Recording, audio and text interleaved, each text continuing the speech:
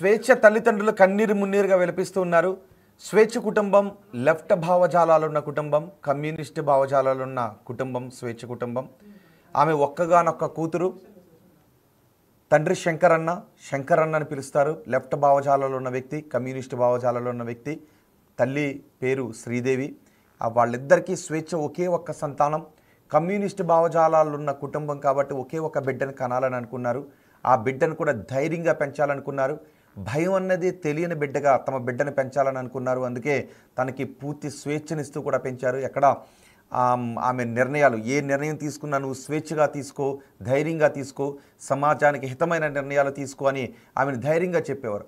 ఒక ఫైటర్లా ఆమెను పెంచారు అని చెప్తూ ఉండేది. తన కూతుర్ని, తన బిడ్డను కూడా, స్వేచ్ఛకు కూడా ఒకే ఒక బిడ్డ, ఆ బిడ్డను కూడా అలాగే ఫైటర్లా పెంచాలి అని అనుకుంటూ ఉన్నాను. సమాజం ముందు ఎప్పుడు తల వంచుకునే బతుకు ఉండకూడదు అని నా బిడ్డను పెంచాలనుకుంటున్నాను అని స్వేచ్ఛ ఎప్పుడు చెప్తూ ఉండేది. అలాంటి ధైర్యం కలిగిన స్వేచ్ఛ ఎందుకు ఇప్పుడు ఆత్మహత్య చేసుకుంది అని చాలా ప్రశ్నలు వినిపిస్తున్నాయి. మీకు స్క్రీన్ పైన కొన్ని చూపిస్తాను. స్వేచ్ఛ రాసే కొన్ని కవితలు ఎలా ఉంటాయో కూడా మీకు చూపిస్తాను. మా ప్రతినిధి సాగర్తో కూడా మాట్లాడదాం. ఒకసారి పీసీఆర్ స్వేచ్ఛ కవితలు అవిగో చూడండి ఒకసారి. స్వేచ్ఛ కవితా విధానం ఎలా ఉంటుంది అంటే, అమావాస్య రోజు కనిపించని చంద్రుడి గురించి, చిమ్మ చీకటి గురించి, కనిపించని చంద్రుడి గురించి కవిత రాస్తూ ఉంటుంది. అలాగే పున్నమి రోజు కనిపించే నిండు చంద్రుడి గురించి కవిత రాయగలుగుతుంది. చంద్రవంకలాగా కనిపించే చంద్రుడి గురించి కూడా కవిత రాయగలుగుతుంది. వెన్నెలపైన కవిత రాయగలుగుతుంది. పున్నమి చంద్రుడిపైన రాస్తుంది.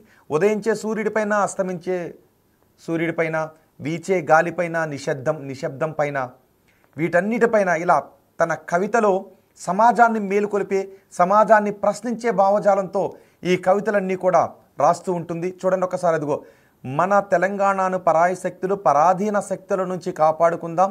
తెలంగాణ రాష్ట్ర ఆవిర్భావ దినోత్సవ శుభాకాంక్షలు, జై తెలంగాణ అంటూ స్వేచ్ఛ పెట్టినటువంటి పోస్ట్. వెన్నెల గాలుల్లో మరొక పోస్ట్.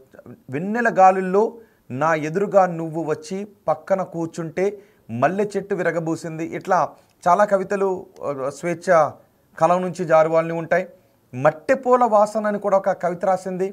ఒక బుక్ను కూడా పబ్లిష్ చేసింది స్వేచ్ఛ. ఇలా చూడండి ఒకసారి. ఎక్కడికైనా వెళితే అడవిలో తిరగటం అంటే స్వేచ్ఛకు చాలా ఇష్టం. అడవిలో తిరగటం అంటే, ప్రకృతిలో తిరగటం అంటే స్వేచ్ఛకు చాలా ఇష్టం. బహుశా తన పేరుకు తగ్గట్టుగానే అలా అడవిలో ప్రకృతిని చూస్తూ ఆ ప్రకృతిలో ఇలాంటి కవితలు రాస్తూ ఉంటుంది స్వేచ్ఛ.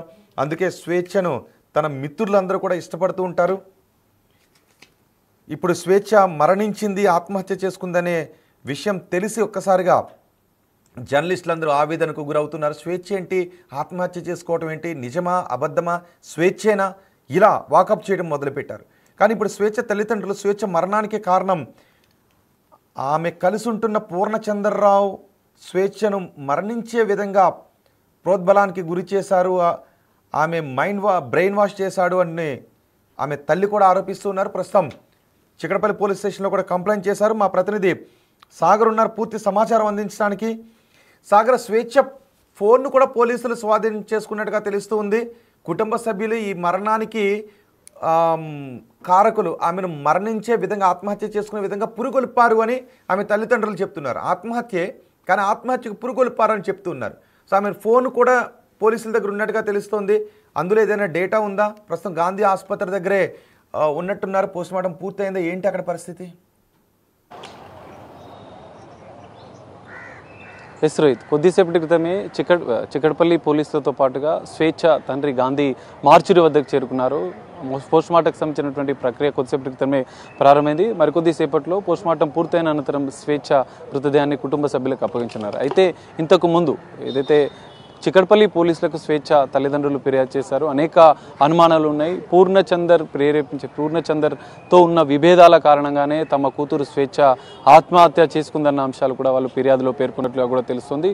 సో ఈ నేపథ్యంలో తల్లిదండ్రుల స్టేట్మెంట్తో పాటుగా స్వేచ్ఛ కూతురి స్టేట్మెంట్ కూడా, ఎందుకంటే చివరిగా ఆమెతో కొన్ని అంశాలు స్వేచ్ఛ ఆమెకు చెప్పడం, ఎందుకంటే రీసెంట్గా ఆమె అన్నామలై పూర్ణచందర్తో కలిసి అన్నామలై ట్రిప్ వెళ్ళినట్లుగా కూడా పోలీసులు గుర్తించారు. సోషల్ మీడియాలో ఉన్నటువంటి ఆమె కొన్ని అంశాలను, కొన్ని ఫోటోలను ఫోటోలను వాటి ఆధారంగా కూడా పోలీసులు దర్యాప్తు చేస్తున్న పరిస్థితి.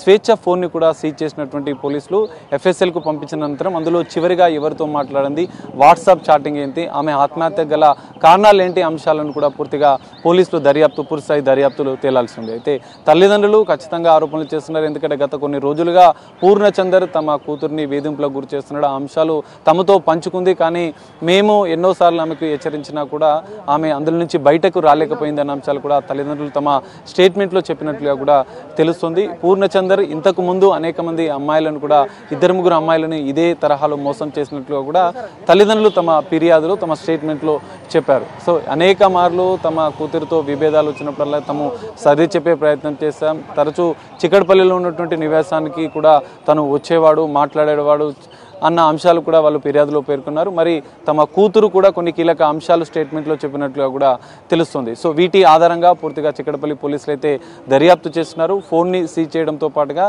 రీసెంట్గా ఆమె చివరిగా ఎవరితో మాట్లాడింది, పూర్ణచందర్తో ఉన్న విభేదాలే కారణమంటూ తల్లిదండ్రులు ఫిర్యాదులో పేర్కొన్న నేపథ్యంలో ఆ కోణంలో పోలీసులు దర్యాప్తు చేస్తున్నారు. ప్రస్తుతం పూర్ణచందర్ పరారీలో ఉన్నట్లుగా తెలుస్తుంది.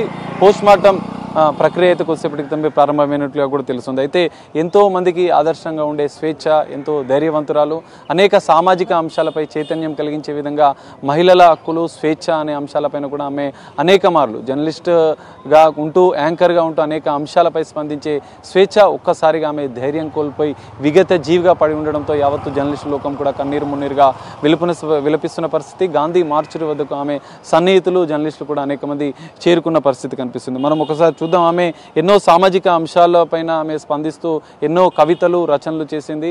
ఎన్నో మట్టిపూలు అనే బుక్ని ఆమె స్వయంగా రచించింది. అనేక సామాజిక అంశాలపై ఆమె ఇప్పుడు ఉన్నటువంటి పరిస్థితుల్లో ఒక కవిత రాసింది. అదొక్కసారి మనం చదివే ప్రయత్నం చేద్దాం.